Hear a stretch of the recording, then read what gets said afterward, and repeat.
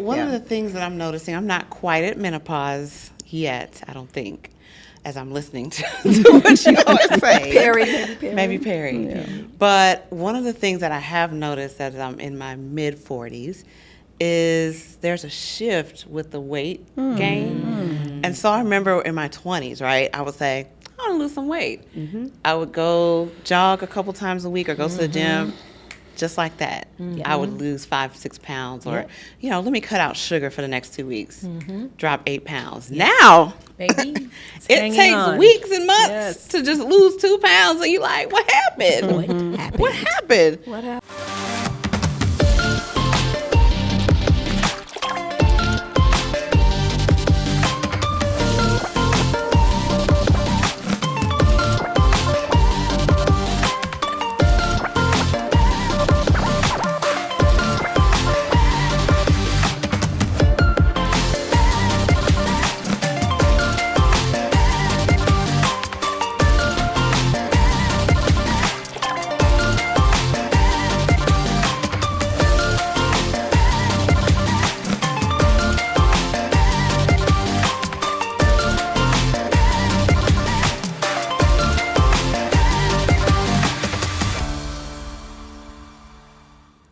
Hey y'all, welcome back to Girls Night In, where real women with real faith talk about real life. I'm so happy I got my girls with me tonight. Let me introduce you to them. We've got Yin Andrews over here. She is the medical practice administrator at Andrews Medical Care. She is a wife and a mom of 3 boys, so I'm so glad to have you here. Thanks for having me. Also, we have Dr. Helen Powell-Stoddard. We're going to call her Dr. Helen today. That's right. We're keeping it real with the girls. She is the physician and owner of Pain to Wellness Healthcare, and she is also the founder of the nonprofit Reverse It Now Incorporated, which helps people reverse diabetes naturally. So she's here to be our medical professional and just share some counsel with us. No diagnosis, but just a little bit of info. All right, next we have Amalia Dugal. She's actually the manager and the treasurer and accountant of Breath of Life, so we're so happy to have one of our own up here with us. Thank you. She is a mom of 3 adult children and a grandma. Yes. Glamma. 2 grandbabies. Two grandbabies. And also we have Jessica Dudley, who is a broker here in Huntsville, Alabama. She's a wife and a mom of 3 children as well. So I'm so glad you're here. Thank you for having me. Yes. So we are so excited to do part 2 of our conversation. Why didn't anyone tell me? As women, there are so many times and so many things we experience in life with our health that we're like, why didn't anybody tell me about this? And so we're going to dig right in and talk about it. So first, I want to just throw out a question to my girls and ask you all, what's one thing with your health that now that you're older and you know more and you've experienced more, what's one thing that you wish you would have started doing when you were in your 20s and 30s? Any of you can just jump in and just tell me what's one thing you wish you had started as a habit for your health? For me, it would be diet and exercise. I think a lot of that would help in these latter years, those habits that I would have developed. For me, that's what it would be. Yeah, that's a good one. That is. For me, I would have definitely gone to bed earlier. Ooh. Yeah. Ooh, okay. Because those hours of sleep, man, they escape me now. Right. You know, when our parents tell us to go to bed, we don't realize what a privilege it is to have those 8 hours of sleep. And as we get older, like you said, they escape us. Yes. And we want to get them back. Absolutely. Absolutely. Right, And you never do. Right. I would have learned how to communicate my emotions better. Wow. You know what I mean? Good. That's good. Because of what my experience was, I think if I was able to identify what was happening and be able to express it, we could have settled a lot of chaos. Yeah. Yeah. That's good. Good. I probably would have spent more time with relationships. You know, sometimes we get so busy in what we're doing, you know, you're on this mission. Yes. I got to do Yes. this, I got to do that. But then just to like sit back and like not allow your work to overcome you, but to overcome your work and be able to spend the time that you need with like relationships, just all different ones. My children, my husband, you know, we tried to put those things in, but when I look back, I'm like, I think I could have done even more, you know? That's some good wisdom y'all are dropping, ladies. That's good. And I think as young women, you know, there's a onus on us to listen to these tips and decide, let me do this now. Because it helps make our health journeys even more powerful and better if we start younger. You know, we hear those things now. If we want to live till we're 70 and 80, let's start now with our diets, with our exercise. I think for me, it would be exercise.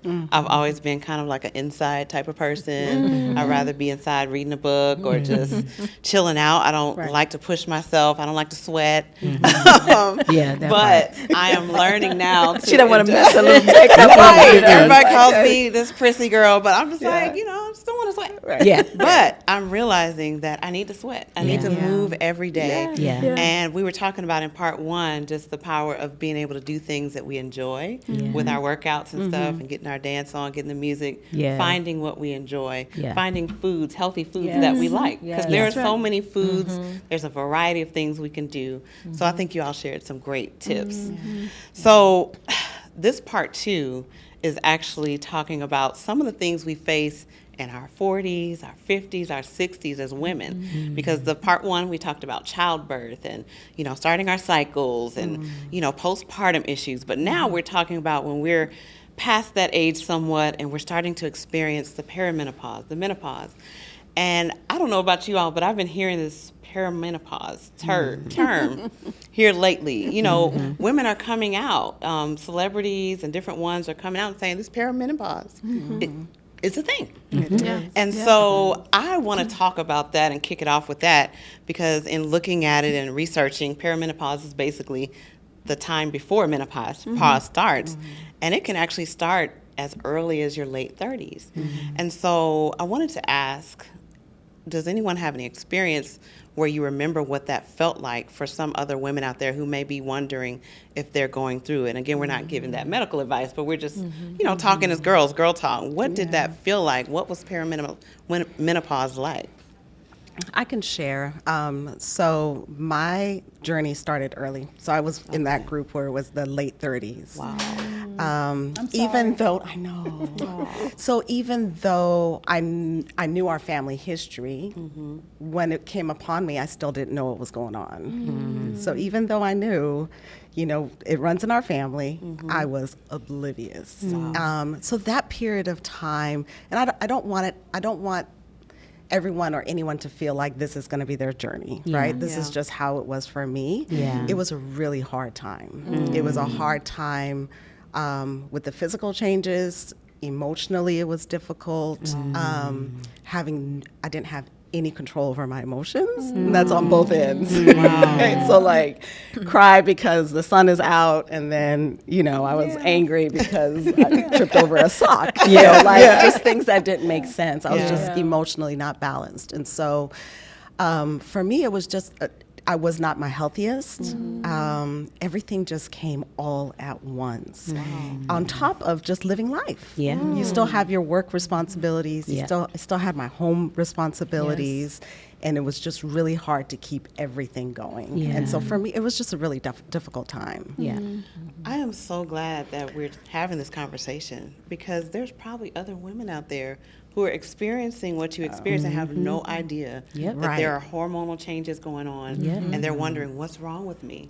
So I'm so glad that this conversation has been coming to the forefront and women are being more vocal about what they're experiencing so that we can not feel alone and that we can have this village. That's important. So one of the things that we want to talk about also is menopause. Because after the perimenopause is the real deal. And I've been hearing about it, you know, and I want to know from you all, what do you wish someone had told you about this whole menopause journey. My Jesus. I just want to say one thing. Like, you know, when I said I'm sorry that you experienced it early, I wasn't really sorry. Like, I'm not really sorry because the thing is that aren't you just tired of like I'm going to the store and buying these things, right? I was like, I can't wait that I don't need to do that ever again. Right. Like, it gets old fast. Right. You're just like, okay, Goodbye. when is this going to Goodbye. stop? True. Right. Goodbye cycle. When will this Hallelujah. stop? And I remember seeing a friend of mine who was going through menopause, and we were over at the church, and she was just fanning and fanning and fanning. I was just like, when is that going to happen for me? Like, why am I still doing this? I've had 2 children. I'm done. God doesn't plan for me to have any more. Mercy. We can let this be done. You ready for it to be over? I'm ready for it to be over. That's hilarious. And it just kept going and going and going and going. And like I'm like old as dirt. And I'm like, No, you were not. when is this going to stop? Helen. And it finally stopped. And I was like, yes. I was so excited. So then I talked to my daughters and I'm like, no, you can have these. Right. I don't need these. No more. Right? We don't need them. I'm done. a rite I'm going of to get it for you. So, you know, for some people, it's like, you know, it's difficult because you do, and I did have some hot flashes, but I've instituted a lot of things in my diet that has really helped a lot to kind of get through those things so that, you know, I might like, you know, people were like, oh, you didn't have any hot flashes, but I did, right? I had some hot flashes, but I really think that there is something to be said about the diet that you consume, right? Because there are a lot of things that we eat and we don't even know about it, and they're just like wreaking havoc inside of us, and doesn't allow us to like have a natural flow into these changes of life. Because I don't think God meant for us to be in misery, you know, when this happened. And I think that there are ways that we can get around that, you know, with at least the addition of diet and exercise. Like, these are really huge things. Yeah, right? I agree. They're not small. Yeah, no, that's so true. And it came up in our first conversation when we were talking about cramps and all of that. You know, some of the women shared, you know, when I haven't been eating great and I Yes. haven't been moving and drinking my water, I noticed that things are intensified. Right. So I know that there's definitely a connection with our health, our diet, Yes. our wellness. Absolutely. And so there's definitely the need to be intentional in It that is. area. But I love this hilarious perspective where you're like, bring it on.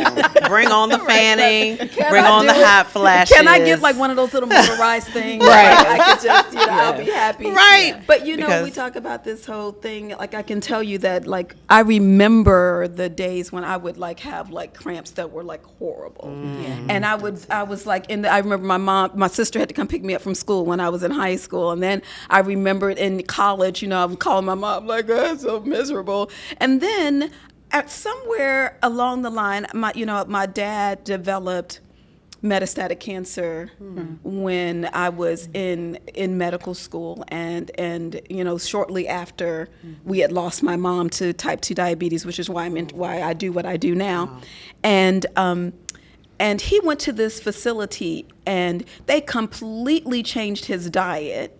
And he was being followed at the Mayo Clinic, you know, for his cancer. And I remember the day that my sister went to the hospital with him and saw that he had like all this metastatic cancer in his lungs. And she called us and said, "My daddy's going to die. I mean, he's got 6 months to live." And we like went crazy because it was like only a year after we had lost my mom. And so we went trying to find a way that he could at least tolerate the chemo better and do better and like prolong his life. And he went into this program where they completely changed his diet, and his life went from 6 months to 11 years with the change in his lifestyle. And that's when I realized, okay, there is something to be said about this stuff that God created in the beginning, in Genesis. When I go through Genesis and I read what's in Genesis, it coincides greatly with what I'm doing now. Because he said, you need sunshine. He's like, let me create some air for you because you need to breathe it. Let me go ahead and create like this vegetation for you because you need to eat it. Let me go ahead and create this person for you because you need that companionship. Like he just put like everything together that what you needed. And so when I went to the place that my dad went, I was like, I'm going to go there and see what he did. I went there and detoxed. and I never had cramps again. Wow. Never again. I completely changed my diet, never had them again. Oh, that's beautiful. I was like, this food thing is crazy. Yeah. Yeah. It's powerful. We definitely need to do that and to see how those things affect each of us, you know, and how it can help. True. I think for me, you know, I'm hearing all of that, but for me, and what I was telling Jess is, I wish someone told me about the insomnia. I wish someone told me you may only get 3 hours of sleep and you'll wake up at the same time every morning, not go back to sleep, and then you may get another hour. So I may max 5 hours if it's a good night, you know, and I wish someone told me about that, and I wish someone told me about your hair possibly thinning and the hair loss. I wish someone had told me about that. That's a difficult thing for a woman, you know, to deal with. So Hair's that's what your it was for glory. me. Yeah, That's absolutely. right. Yes. Absolutely. Absolutely. Fortunately, you can buy some though. Listen, okay. This is true.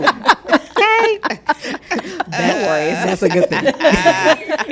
I think I would, something that I wish someone would have told me, and, you know, this is just one of the symptoms that, you know, can be a part of menopause, but definitely, I would say vaginal dryness.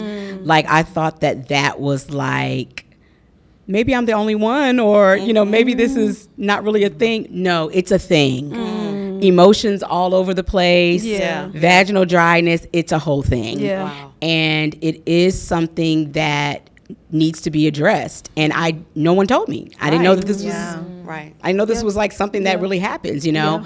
And so that was definitely something that I did not know could actually happen, you know?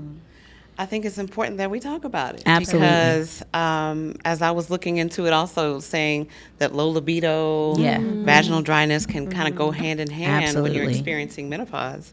And, you know, I'm sure that can have an impact on a marriage, Absolutely. on a relationship. Absolutely. And so it's important that we have these conversations and that women are able to find out what works and how to communicate as well what's going on with our Absolutely. bodies. Because it's So not that- just for you. It's Right. for, you know, you got people around you Yeah. that it affects. It's not just you. Absolutely. Absolutely. Yeah. So Absolutely. I it's- know husbands would love to, you know, they would love for us to get some help on that end. Right. And so we shouldn't just live with it. We got to go talk to our doctors. Correct. right. We got to go find something that works. Correct. That's right. And keep looking until you find what works. Exactly. So we can keep that part of our Exactly. marriages alive. Yeah. That's right. And I think it's exciting. important that we say that, because you said keeping the marriages alive. That really struck a chord with me.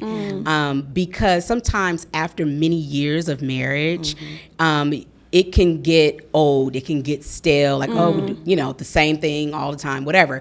But when you go through menopause and you go through these emotional changes, and you don't feel like being intimate anymore, it's not necessarily that you're not in love with your spouse. Yes. It's literally that there's some hormonal things happening in your body that's keeping you from wanting to have that close intimacy like that, you know?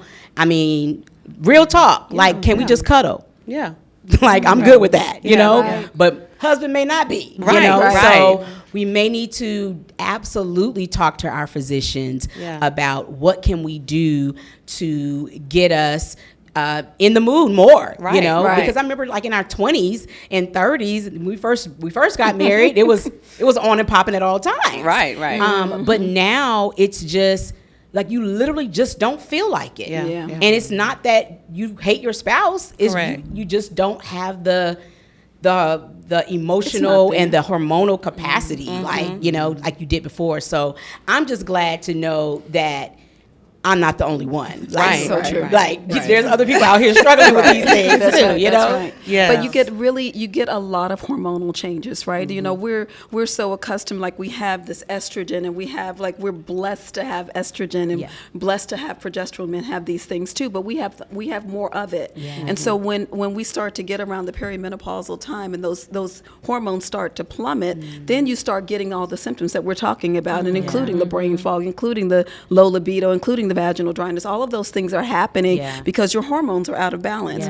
So one of the things that I always did in my practice was I would invite women, come on, let's talk about what's going on so I can help to balance those hormones for you. So I would do like different things. Like some women might need to have a little bit of progesterone, and so we give them a little bit of progesterone. Sometimes they have problems sleeping, so I'd give them a progesterone tablet to take at nighttime, right? And then, you know, if they had estrogen issues, maybe I would do like a little combination of something that had the estrogen in it, progesterone in it, and sometimes even put a little testosterone in it, so that we can kind of improve your libido, right? And so when I find out that we can like balance these hormones, like you don't have to deal with that forever, then people start to feel a lot better because you start to feel more normal, right? Because you're really just trying to feel normal, and to not feel normal is really like that's when you get all of these. It's frustrating for you. It's frustrating for your husband. It's even frustrating for your kids, you know, because you know, like you might step on a sock and get upset about something. You're like, they're like, what is wrong with my mother? She has lost her mind, you know. And so let's talk about like getting those hormones into balance. And then I also like incorporate foods because I always feel like foods are really important. So there are foods that actually help to increase progesterone. We tend to live in an environment where we're really estrogen dominant. So I find a lot of times there's so much estrogen in the glass, in the bottles that we drink out of, and you know, the pesticides on the food, and you know, all of these kinds of the soy products or whatever. And we call these things not the soy, but the other things are xenoestrogens. They are 10,000 times more potent than estrogens. Wow. So they can cause you to bleed more heavily.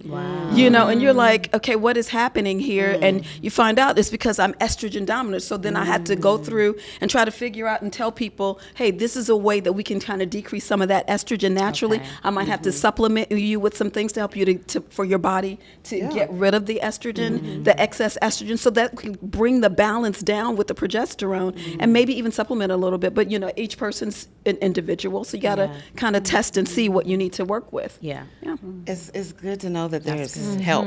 Yes. And that there's research being done about how to balance these hormones back out as we age and as we come through these different journeys. Ladies, listen, this conversation, I'm absolutely loving it. It's Why Didn't Anyone Tell Me Part 2. If you missed Part 1, make sure you go back and watch it. Very, very important conversation for those of us that are in different parts of our womanhood. Listen, we are so excited that you joined us for the Weekend Exhale with BOL, and we have something special coming up just for you. Join us November 7th through the 9th for our Vision and Dreamers Conference right here in Huntsville, Alabama. It is for visionaries and dreamers that are trying to make their dreams a reality. We are going to have speakers like Pastor Debleaire Snell, Eric Thomas, and Tabitha Brown. This is definitely an event that you don't want to miss. Register today on breathoflife.tv. But in the meantime, let's get back to the conversation with Girls Night In. Jessica, I know that you have a journey to being thrust into menopause. It wasn't a natural occurrence. Can you tell us a little bit about your story? Because I know there are other women that may have gone through what you have gone through. Whew. Okay, so like I knew we were going to talk about this, right? But now I'm like getting a little emotional. Okay, so first of all, so my mom was diagnosed with ovarian cancer about 4 years ago now. And when she had ovarian cancer, we had genetic testing for her to see if, you know, she tested positive for any of those mutations. And she did. She tested positive for PALB2. PALB2 is a genetic mutation that she tested positive for. And my sister and I also had to be tested to see if we fell in that category of, you know, positive for it also. I was positive. My sister was not. And as a result of that, when I went to the genetic counselor and they gave me all of my numbers and everything, they were like, oh my goodness, you have a 60% chance of developing breast cancer. Wow. And PALB2, it can cause, or it could cause you to develop breast cancer, ovarian cancer, or pancreatic cancer. Of course, my mom had ovarian. but I had a 60% chance of getting breast. So my doctors were like, okay, you have a few options. You can do nothing. You can come in every 6 months and get tested, mammograms, breast ultrasounds, and all of that. Or you can have the prophylactic bilateral double mastectomy with implants if you like. And after like prayer and fasting and all the things, I believe that God was calling me to actually have the surgery. Because my chances were so high, and I had small children at the time, and I was just like, Lord, my mom passed away after about 1.5 years of dealing with cancer, and it was so aggressive, it was scary for me. And I was just like, okay, Lord, if that is what happened to her, not saying that that was going to happen to me, but I felt like the numbers were so high, it just felt like I had to do something, And so after prayer, of course, and fasting, I felt like God was calling me to actually do the surgery. Super scary. My mom actually didn't even want me to do it, but I did it anyway. And I'm so glad I did. So I had the surgery done with the implants, and literally after the surgery, my doctors also told us that because of the ovarian possibility, they also suggested that I have my ovaries removed. So I did that also. So these surgeries were literally like 3-4 months apart. So they were the back to back. And so as I had the ovaries removed, immediately I was thrust into menopause. Wow. That was crazy. Okay, so you're healing and all the things, and mom passed away in the middle of all of that, and yeah, it was crazy. So emotionally, I was all over the place. When I say every single symptom of menopause that you could have, I had it and have it currently. So Dr. Helen, we need to talk to you a little later about balancing these things out. We have a little conversation. But seriously, it's a thing, and it is crazy. Like, I mean, this is before I was even 40. I am flashing all night long, insomnia. I'm waking up every morning, 1-2 o'clock. Can't go back to sleep till 4, 5, 6 o'clock sometimes. And by that time, it's time to get up. Yeah. So like literally every night, I may get 3 to 4 hours of sleep. That's my regular 3 to 4 hours of uninterrupted sleep. So it is I didn't know. I knew I would be thrust into menopause once my ovaries were removed. I didn't realize all of the symptoms were going to just like be thrust upon me. I didn't realize what all that really meant, So it has been a roller coaster ride, emotionally, physically, spiritually, all the things. I'm sure. Yeah. Okay, but yeah, that was my experience. But I tell you what, to have the time that I have with my babies, I would do it all over again. Absolutely, every single time. Absolutely, I hear that. It's worth it. yes. So. It's so amazing and beautiful that you decided to go ahead and cut those chances and do what would give you the best chance to be able to thrive and survive. And I know that wasn't easy, but I am just proud of you. And we thank you for sharing your story. Absolutely. Because I know there are other women out there who are dealing with that. Yeah. There are families out there who are dealing with that. Yeah. And so I hope that they know that they're not alone. That's right. And that there are other women out there going through this. Absolutely. So with the hot flashes, because I know you said flashing all night. My Lord. What does that look like in your home because you're the only one going through these hot flashes, but the rest of the family is like, it's They're it's going hot. through it. So how does that work with the hot flashes and like coexisting with your families and just maneuvering through the day?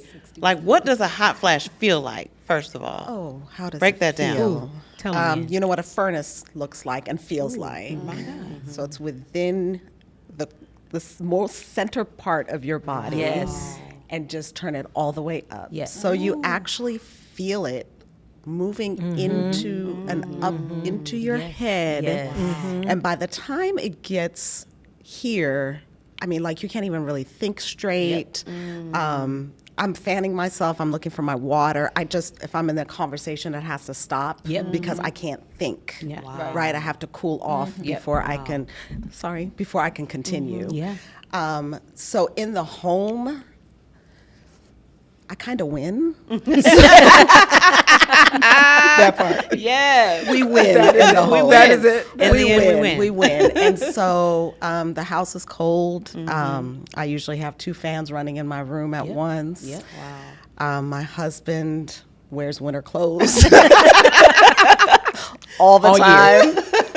Year round. Yeah.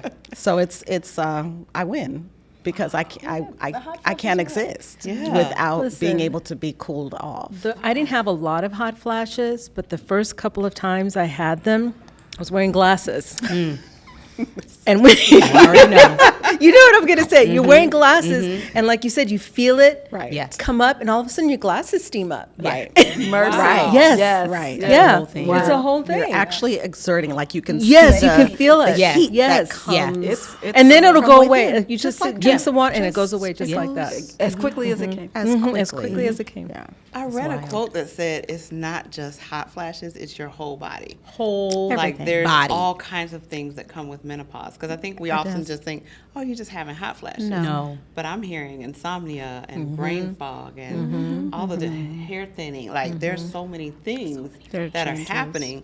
And even with the hot flash, you said there's like I can't think because I'm so hot. No, for You real. just can't think. For real. You can't. So tell me about the hot flashes. Listen. Because I did hear from a professional that when you're thrust into menopause, such as how you were, the symptoms can be even more intense. Oh yes. Oh yes. Y'all just pray for my little husband because my home legit, like right now, is on 61 In the wintertime. 60. in the winter time. Wow. So Okay. my poor little husband, he literally wears a sweatsuit to bed, like a whole sweatshirt, hoodie. Bless. Look, Scully cap, he like the whole shebang, socks, everything. And I also, as like Yin said, I have 2 fans on also. Wow.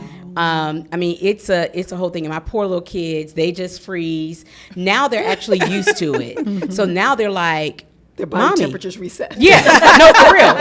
Seriously, it's hot. I'm in church, like just all of a sudden you just break out with sweat, just be coming down in my little face, and all places I didn't even know could sweat, all the things, and I mean. And it's like nothing you can do about it. Yeah. You just have to wait until it passes. So, I mean, you can fan and you can drink ice cold water, but Put your head in the whole- freezer. No, for real. I've done Open that. the I've fridge. literally put my whole body in the freezer. Wow. And it's like you just have to wait until that fire just passes. And it's literally your whole body. Absolutely. It is very intense. I've heard it said though that the symptoms for menopause or perimenopause, it's an ongoing list. Mercy. So it's not like, this is what you should be looking for. Like this is clinical symptoms. This is how you know you're experiencing this. It's like ... It's Mercy. continuous. It's like different things for different people.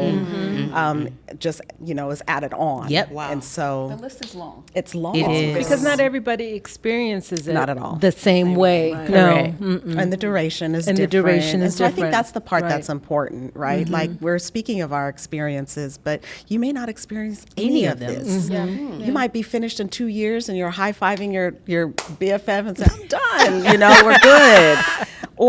Or like I've heard it said, it could last years and 10 years and 15 years. So I think you just have to pray. My God. You have to pray.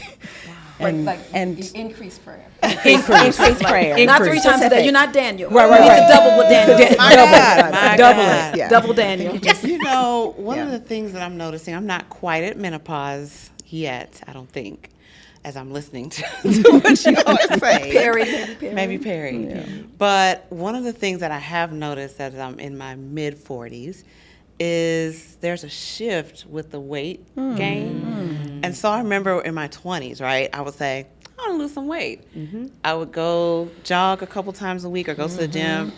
Just like that, I would lose 5-6 pounds, or let me cut out sugar for the next 2 weeks, drop 8 pounds. Now, Baby, it's it hanging takes on. weeks and months Yes. to just lose 2 pounds, and you're like, what happened? What happened? What happened? Dr. Helen, can you talk to us happened? about this? What is going on? Metabolism and Your it slowed metabolism down. What's slows going down. on? The progesterone starts to go down, and it makes it so difficult to be able to do what you used to be able to do. And then we got, again, we got this whole thing, like this estrogen dominant thing is still going on too. And so all of those things working together, it's just really the hormones are just like doing all kinds of things. So like really before menopause, your ovaries are the ones that are secreting all the hormones. They're secreting the estrogen and the progesterone. And then when you start going into menopause, your adrenal glands are the only ones doing it.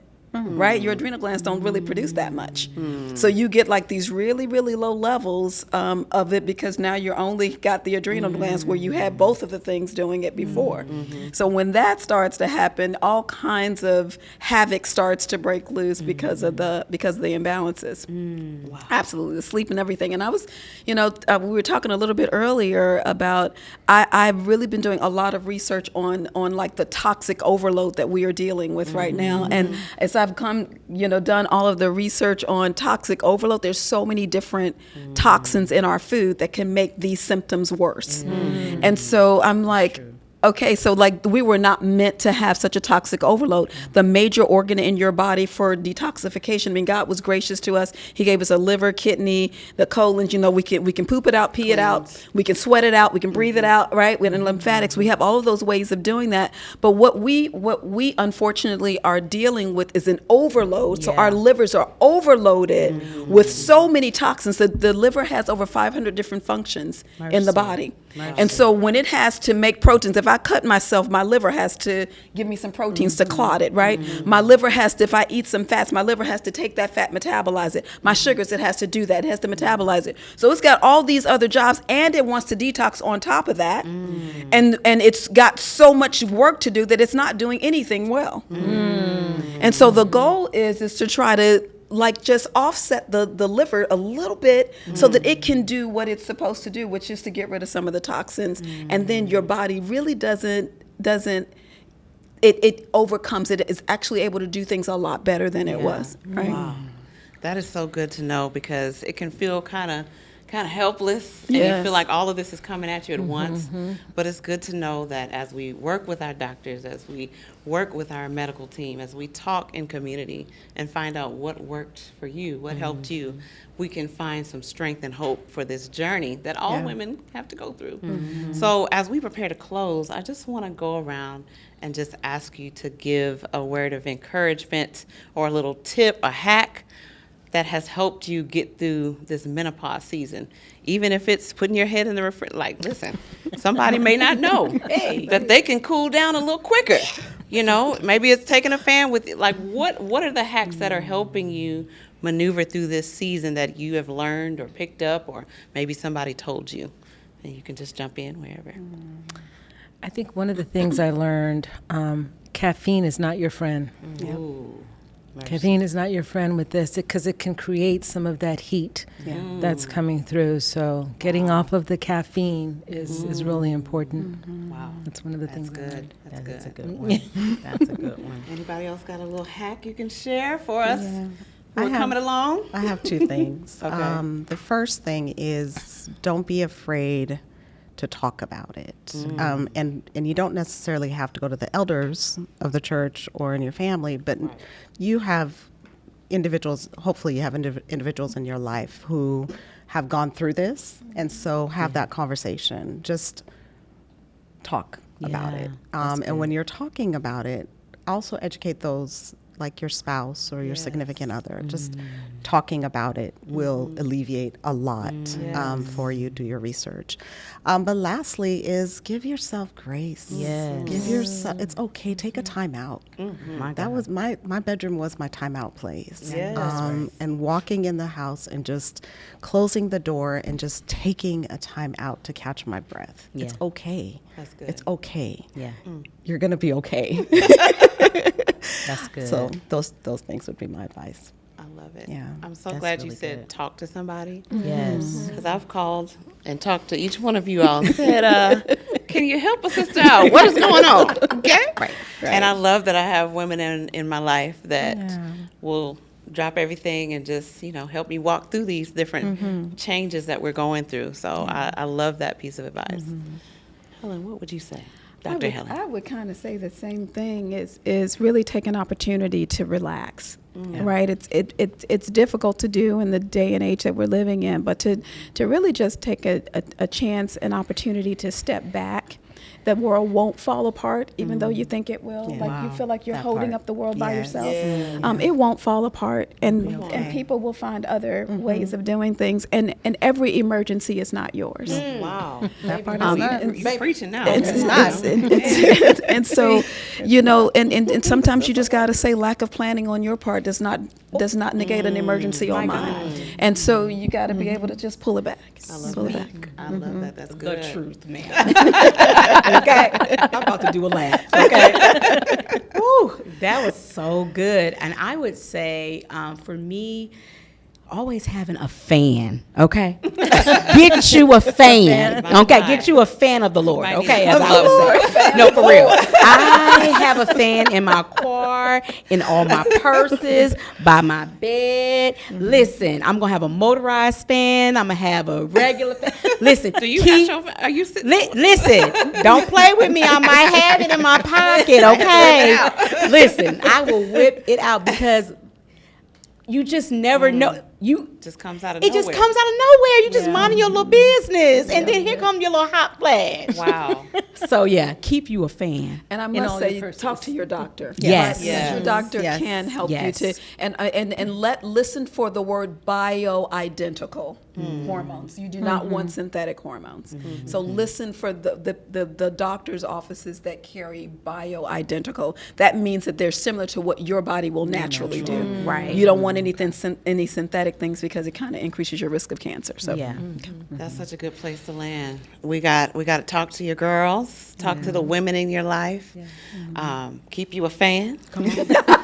Let's cut out this caffeine. My Lord. Yes. Take a break, get some rest. Yes. It's okay Get some to say no, rest. and talk to your doctor. Yes. That's right. This is all good stuff, and I feel more empowered and equipped as I'm inching toward my perimenopause years.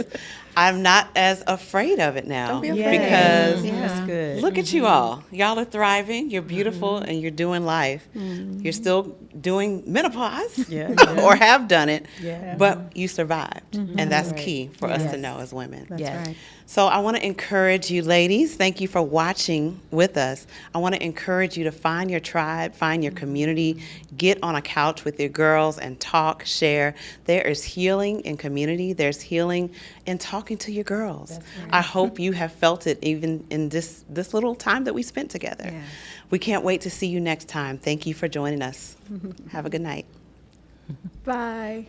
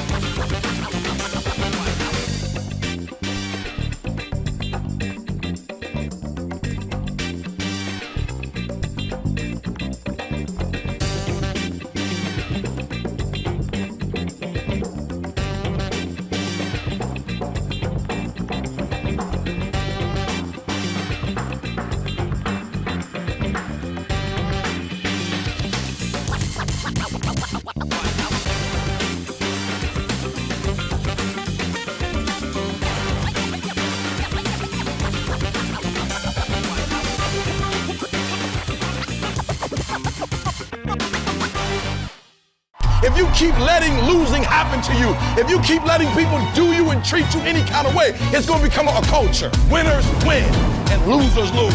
The Vision and Dreamers Conference has been a true blessing. My breakout sessions were amazing. Practical ways for entrepreneurs to start their business. All of the guest speakers, I mean, it's quite amazing. Calling all dreamers, CEOs, content creators, and entrepreneurs.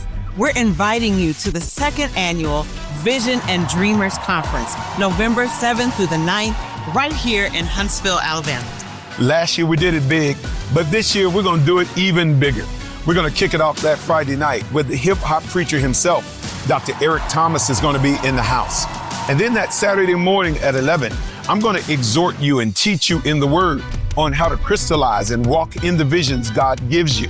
And then that afternoon, we're going to hear from the leadership voice of this generation, Dr. John Maxwell. And then we're going to close out the day with the anointed one, God's woman, Miss Tabitha Brown. And when we come together that Sunday, you're going to attend a number of breakout sessions that are going to build, instruct, and encourage you in how to make those visions a reality. And then we're going to conclude with our second annual Vision and Dreamers Brunch. Listen, you do not want to miss this conference. Visit breathoflife.tv and grab your tickets today.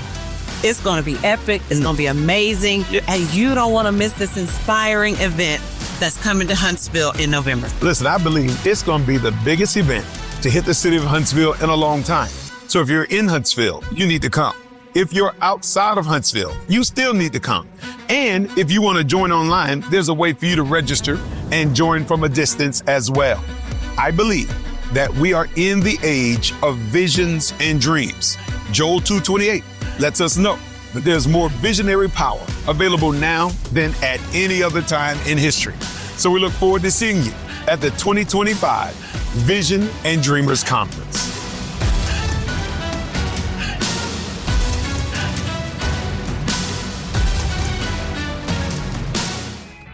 Thank you for watching another installment in our Weekend Exhale with BOL series. Man, such a powerful time. And of course, it would not be the same without you. So we don't take it for granted that you've been watching. Make sure you head over to breathoflife.tv, which is our website, to find other ways that you can support us. I want to be clear, watching the video, sharing the video is also supporting, but maybe you want to give tangibly, maybe you want to fund other entities, other content like this that you've just experienced, and ensure that it can be sent out to those who need it the most. And you can do that by going over to our website and supporting us financially there. While you're here on YouTube, however, there is so much content. Season 1, Fresh Start Sunday. Season 2 of a Weekend Exhale with BOL. Now Season 3. We want to ensure that you get a chance to catch up on what you missed by watching one of these videos right here. Be sure to like, comment, subscribe. Be sure to hit that notification bell so that you are notified whenever we have new content. And we'll see you in one of these videos. Be blessed, family.